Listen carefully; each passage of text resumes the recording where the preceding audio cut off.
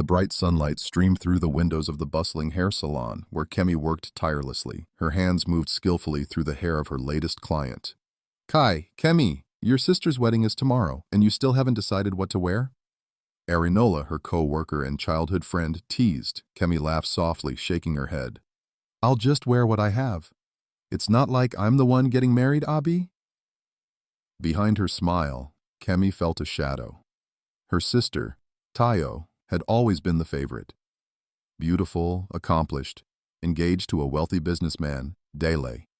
The kind of life Kemi only dreamed about. The air was filled with excitement as the family gathered to make final wedding preparations. Kemi's mother bustled about, full of energy. Ah, Kemi, you're finally here. Quick, go and help Tayo with her jewelry. It's not every day your sister gets married to such a prosperous man, she said, her eyes twinkling with pride. Yes, Ma, Kemi responded, her voice steady as she hid her own little feeling of neglect. Kemi walked up the stairs, each step feeling heavier. She pushed aside her insecurities. It was Tayo's day, not hers. Inside her room, Tayo looked radiant, enveloped in fabrics of pure elegance. She glanced at Kemi through the mirror, her expression unreadable. Kemi, try to look happy tomorrow, Anne. This means a lot to me, Tayo said, distractedly adjusting a gold earring. Kemi nodded, holding back words she couldn't express. Why did her sister always assume she wouldn't be happy for her? The wedding unfolded perfectly, guests filling the grand hall with laughter and joy. As Kemi sat watching, a gentle handler delivered a note. For you, the young boy whispered before slipping away. Kemi unfolded it, her heart skipping as she read Dele's familiar handwriting. Meet me in the little garden by the fountain at sunset. Kemi's throat tightened. She hadn't spoken to Dele much, outside of polite family interactions. What could he possibly want? The garden was serene, the air cooler now as the sun dipped. Kemi spotted Dele pacing, his face clouded. You came, he started, running a hand through his hair. Of course. What's this about, Dele? Kemi asked, trying to keep her voice steady. Dell hesitated, looking around as if the truth might be written in the trees. Kemi, I don't know who else to tell. It's about Tayo. Listening intently, Kemi could hardly believe what she heard. The very foundation of the happiness surrounding the wedding began to crumble with Dele's words. Tayo. She's been seeing someone else. I found texts, pictures. We argued, and she begged me not to break things off. Dele confessed, each word laden with regret and confusion. Kemi swallowed hard, the betrayal slicing deeper because it was both against her sister and everything she knew. Why tell me this? Dele sighed, his eyes tired. I couldn't carry it alone.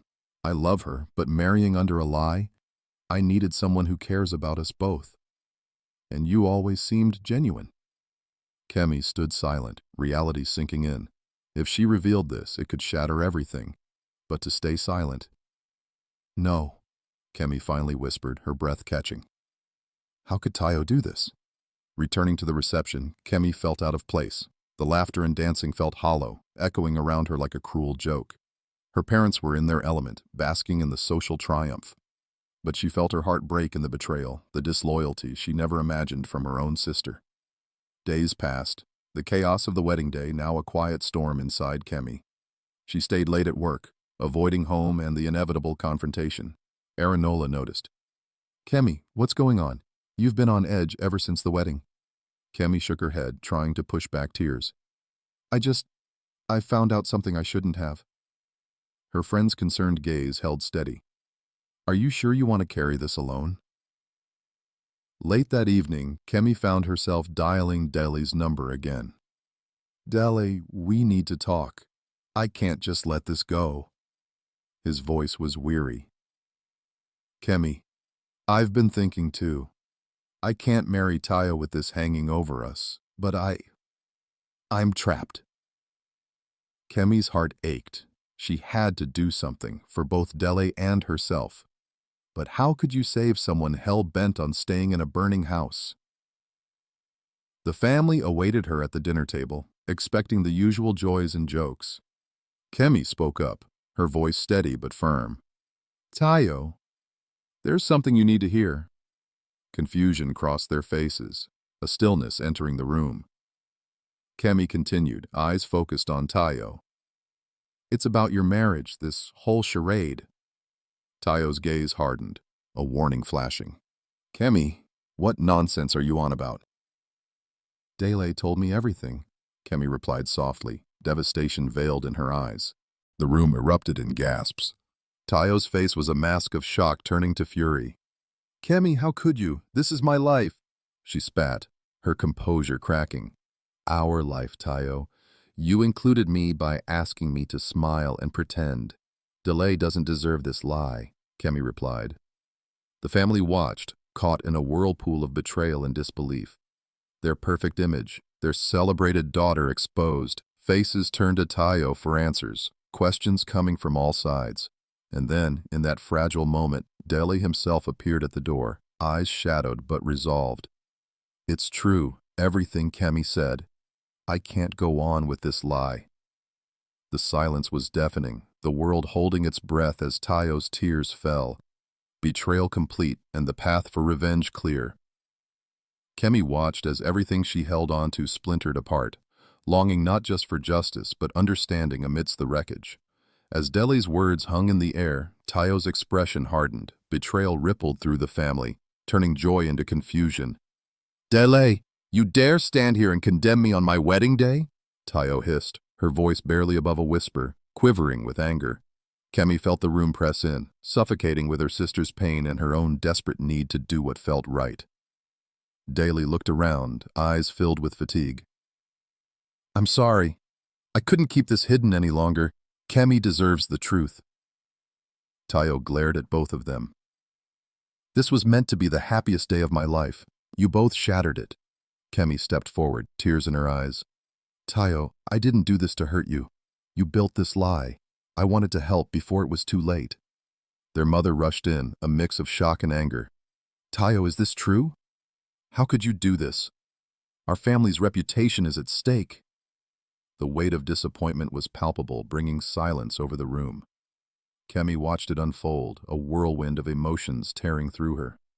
But beneath the surface, a part of her felt a moment of relief that the truth was finally exposed. Kemi attempted to console her sister, but Tayo pulled away, wiping her tear-streaked face with fierce determination. You think exposing me will fix anything, Kemi? You think revenge will make you feel better? There was bitterness in Tayo's voice, a sharp accusation that lashed across the room, setting Kemi's heart racing. Later that night, Kemi lay awake, guilt and doubt creeping in. Did she truly do the right thing? Her phone vibrated with messages of turmoil from Arinola, offering support but raising uncomfortable truths Kemi hadn't considered. Her heart ached, conflicted by Tayo's words. Had exposing her sister been an act of righteousness or selfishness? At church the next day, Kemi sought solace, slipping into a back pew as the pastor spoke about the burden of betrayal and the path to forgiveness. Her mind swirled with the previous day's chaos until a verse knifed through her thoughts. Romans 12:19, the pastor declared, Do not take revenge, my dear friends, but leave room for God's wrath, for it is written, It is mine to avenge, I will repay, says the Lord. After the service, Kemi found a quiet spot, her heart heavy. She fidgeted with her phone until Dele's name appeared, another reminder of the devastation she'd played a role in. Each word spoken in anger replayed in her mind. She closed her eyes, overwhelmed, praying softly, God, if I've done wrong, please guide me to make it right. Days passed, tension lingering within their fractured family. Tayo refused to speak to Kemi, turning her back whenever their paths crossed. Kemi's heart was raw, and it felt like nothing could mend the rift. Yet she found herself returning to the verse, clutching it like a lifeline. Her work at the salon was a blur, and Arinola couldn't hide her concern. You did what you believed was needed, Kemi. But revenge can't fix things. Only God can. Kemi nodded quietly, but inside she wrestled with the truth of those words. How often had she prayed without surrendering the outcome to God? Her heart had chased after justice, even while her spirit knew it was peace she needed. Arinola continued gently, Why don't you try talking to Tayo? Not just to explain, but to listen. Maybe seek forgiveness. With hesitance, Kemi approached Tayo that evening in the stillness of their parents' home. Can we talk, please? She asked softly, her eyes mirroring apology. Tayo hesitated, anger in her gaze, but nodded. You wanted revenge, Kemi. Now we're both broken. Kemi took a deep breath. Maybe I did it the wrong way, but I only wanted to save you from heartache. I'm sorry I hurt you. Tayo watched her sister's face soften, frustration slowly melting into recognition of shared pain. She looked down, fiddling with the hem of her dress, silent. Do you remember that parable about the prodigal son? Kemi whispered, searching for common ground. Even after everything, he was accepted back with love. We can try to find our way back too.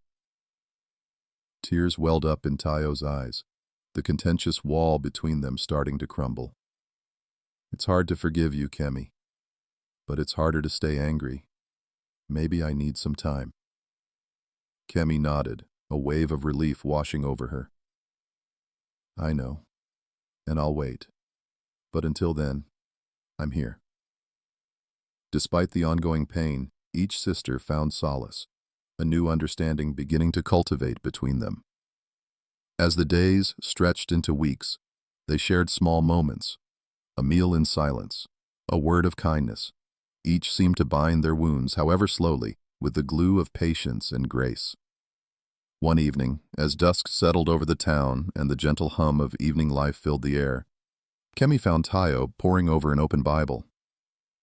I've been reading, Tayo admitted, her voice subdued, trying to find my way back to peace.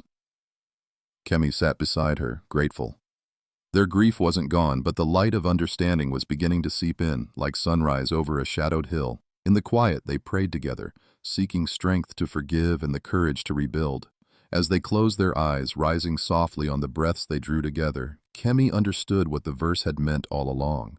They would continue to carry the past, but by placing it in God's hands, their tomorrows were no longer held hostage by yesterday's pain. Peace, after all, was the real redemption. Revenge cannot fill our emptiness, only God can, Kemi whispered into the cooling night, and both sisters, for perhaps the first time, finally began to believe it was possible. Thank you so much for listening to this intriguing story. I hope it touched you or taught you something. For more stories like this, don't forget to like, share, and subscribe to the page. And guys, if you'd like to see a part 2, or you have thoughts on what happened, let me know in the comments below. I'd love to hear from you. See you in the next story.